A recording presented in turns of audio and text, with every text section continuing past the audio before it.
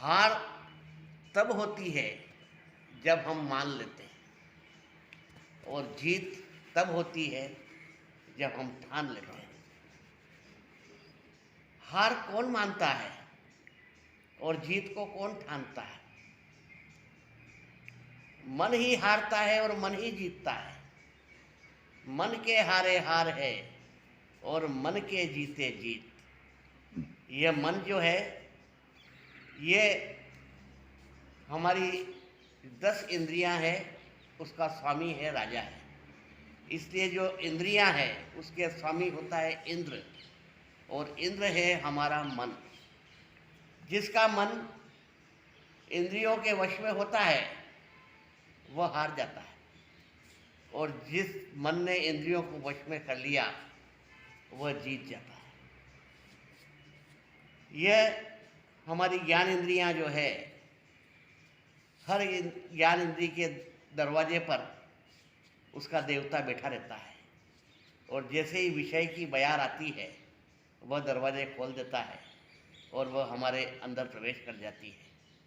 जो स्पर्श का देवता पृथ्वी है, वह हमारे त्वचा शरीर के अंग पर बैठी हुई है।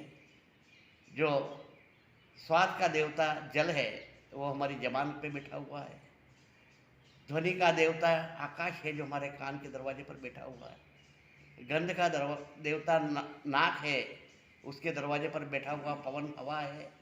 और दृश्य का देवता अग्नि है, वह हमारी नेत्र ज्योति पर बैठा हुआ है।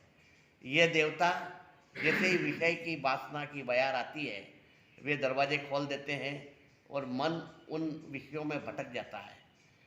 मन को जब तक वश में नहीं करें तब तक मनुष्य इंद्रियों के वश में रहता है। और कबीरदास जी ने अपनी साखी में लिखा कि यदि यह मन अगर सांप होता तो मैं इसे पिटारी में बंद कर देता, अगर ये शेर होता तो मैं इसे पिंजरे में बंद कर देता, अगर ये हाथी होता तो मैं इसे जंजीरों में जकड़ देता, पर यह मन है, यह मेरे वश में नहीं हो रहा है। और यदि यह मन मेरा वश में हो जाए तो फिर मैं पूरी दुनिया को अपने वश में कर सकता हूँ।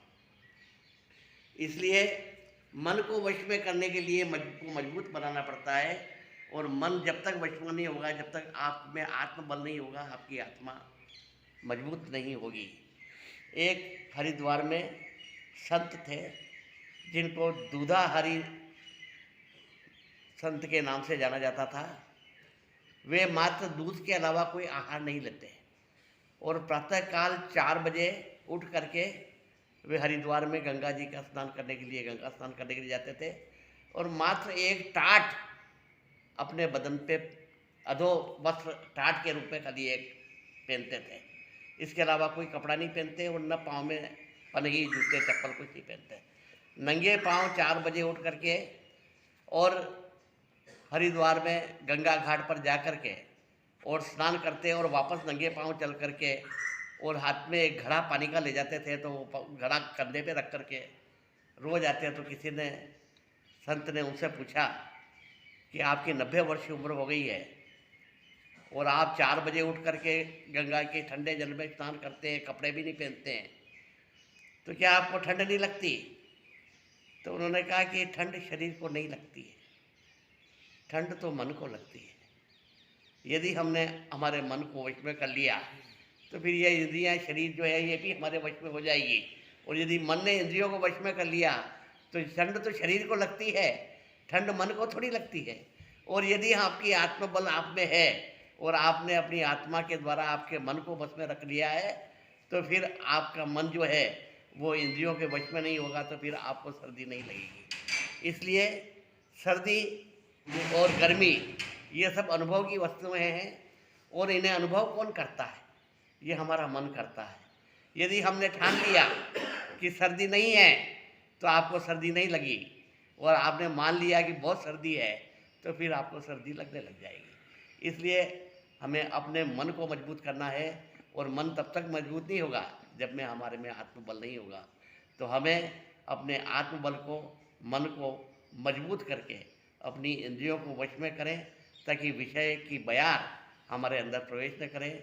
हमें इस प्रकार से शीत और उष्ण का प्रभाव हमारे शरीर पर नहीं हो, न वासना हमें विचलित करे और न हम भटकें।